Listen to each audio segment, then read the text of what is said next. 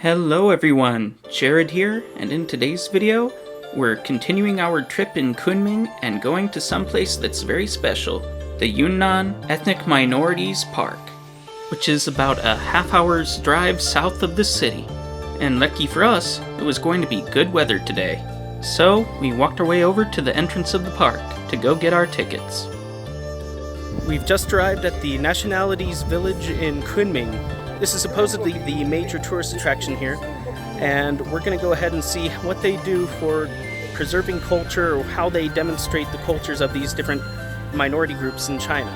I stood in line for about 10 minutes trying to get the tickets for us, which were 90 yuan each, or about $13 to $14 for us to go in. But we also spent some extra money to be able to go see a show that was about to happen as soon as we walked into the park. So we looked at our map and headed west from the entrance, directly over to the center of the map where our show would happen in just a moment. First impression is that this place is very clean. It reminds me of Disneyland when we're coming in because of how clean it is. It doesn't feel like it's China for the most part.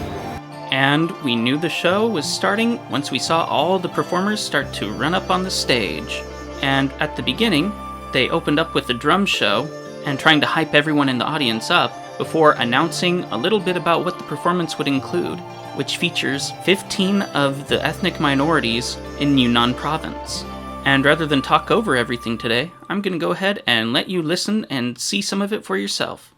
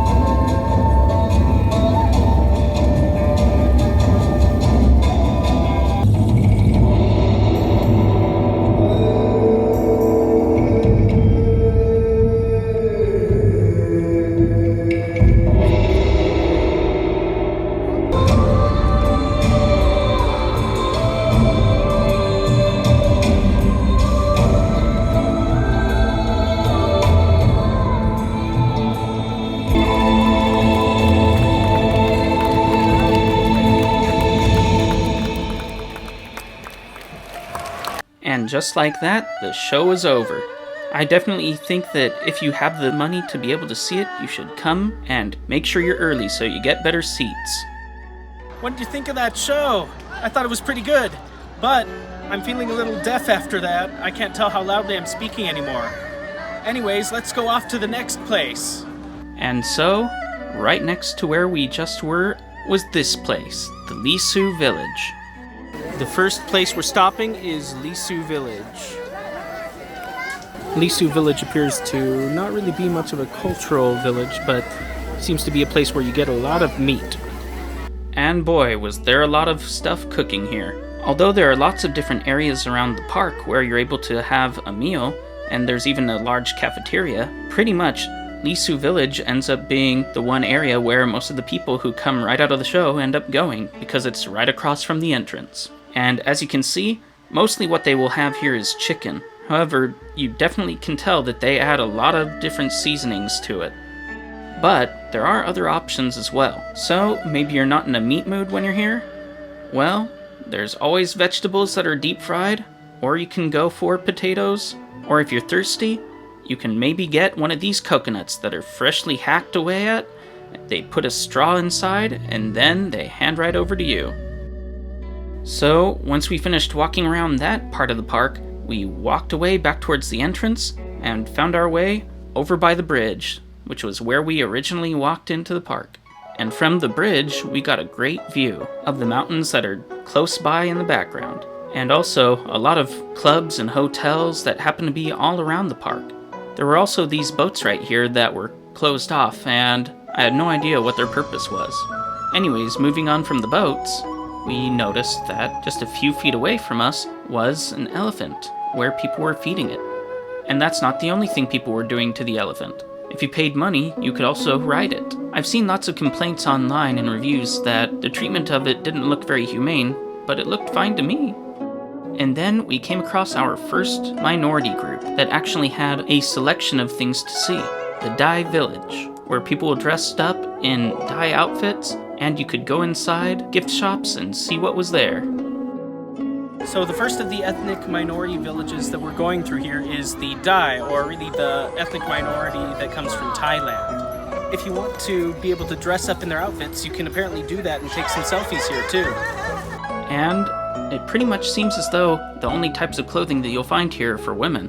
I guess they don't find that many men like to wear these outfits and take selfies. Anyways, right next to that there was also a miniature temple. Now, I'm not that familiar with Thai culture, so I can't tell you very much about what this temple is or if it's a replica of one that actually exists. But I certainly wasn't expecting to see something like this here.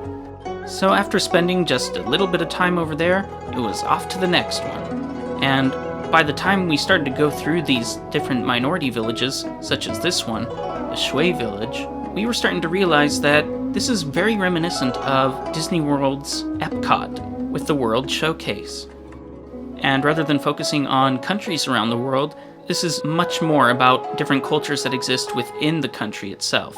One thing that was really special about this village, however, was they had replicas of what houses for these minorities are like in their own communities around China, so you get to see what the insides are like. And they also have things that you can go and shop for, such as embroidery and other fabrics if that's what you're interested in getting. Not all villages were equal though, because some were very quick and you didn't even realize that you walked through them until after you were already all the way through them. For example, this one, the Bulong minority, where seemingly this small section here was all we found about it. And it was also a shame that there really wasn't much for the Miao minority group here as well, even though they're a sizable portion of the population. They do have a church, which is the highlighting feature of the minority, I guess, since Miao and China are largely Christian. It's a shame that they didn't really have too much more here about them, but don't worry, I'm going to have a lot more information about them for you that you get to see in a museum that's coming up in just a couple of weeks at most.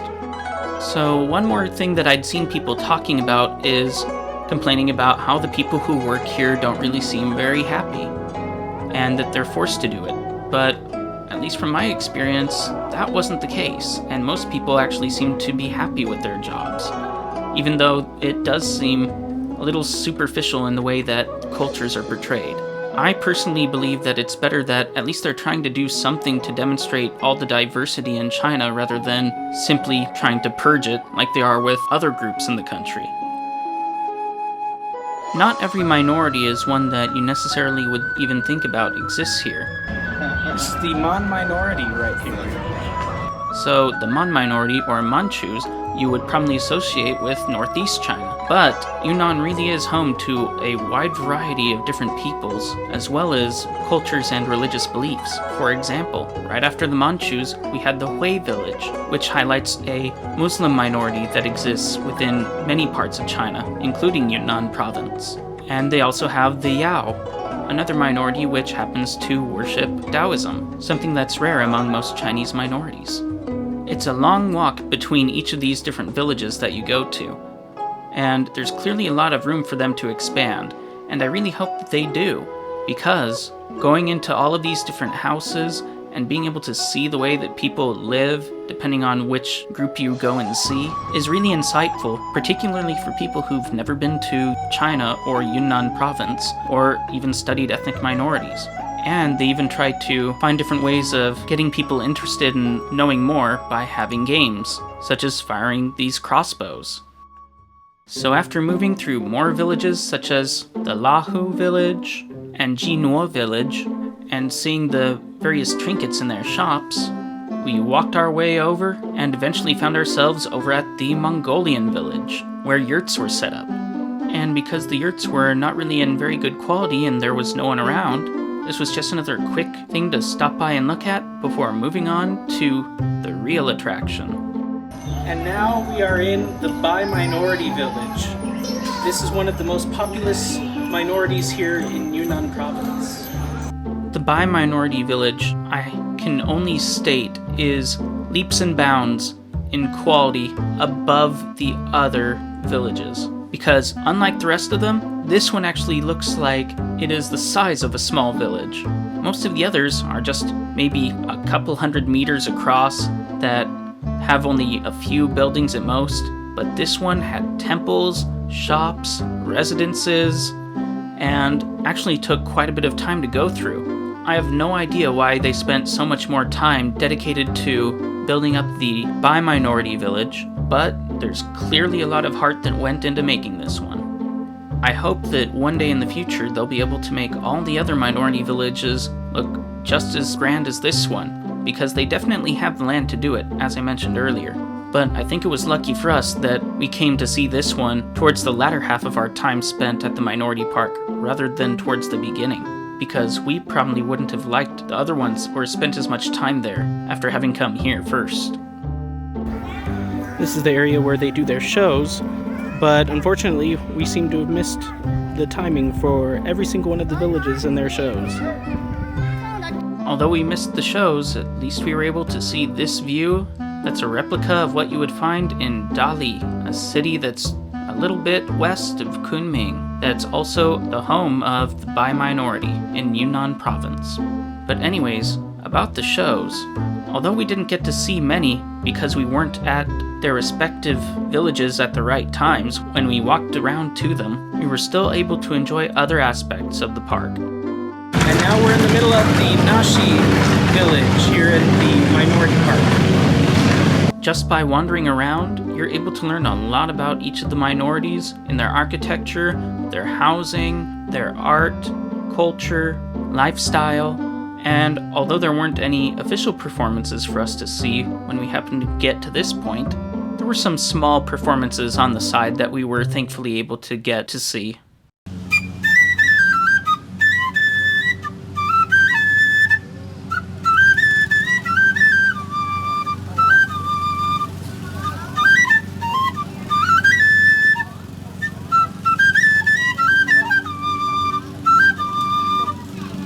And that actually proved to be just the beginning of all the musical numbers that we would be hearing as we continued our way through the Minority Park. As you'll see in a moment, once we arrived in this Tibetan village, we looked around a little bit before we started to hear the sound of an instrument coming from upstairs, so we went up to take a look.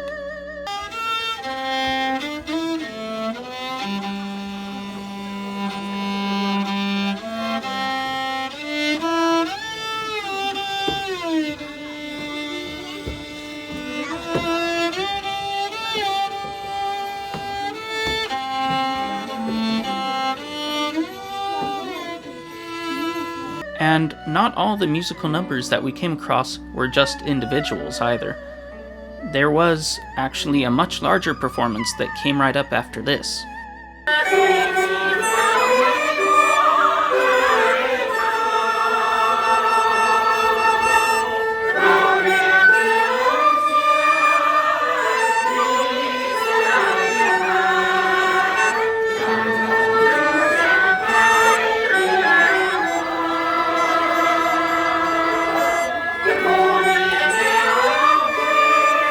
While I was off recording that on the side, my father was sitting down on a bench, staying as far away as he could because he's not a real big fan of that type of music. But anyways, we moved on from there, coming across both the Yi Village as well as the Honey Village, where we were greeted once again to the sound of music.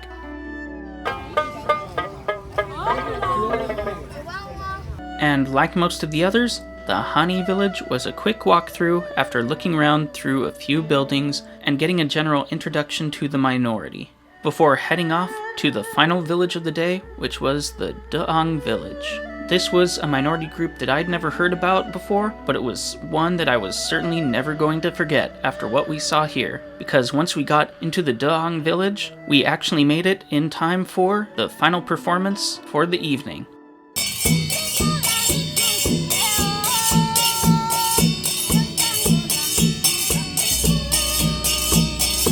And after being welcomed into this courtyard house by that performance, the real one was about to begin, so I hope you enjoy seeing it.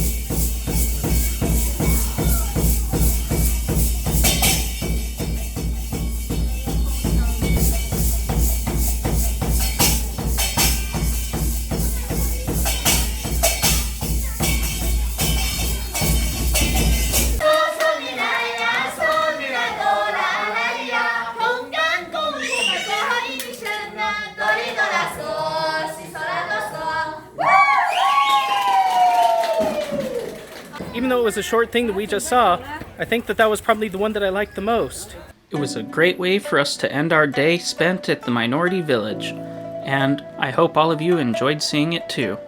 Anyways, after that, we walked our ways outside of the park and walked through a tourist street that was designed in a traditional fashion.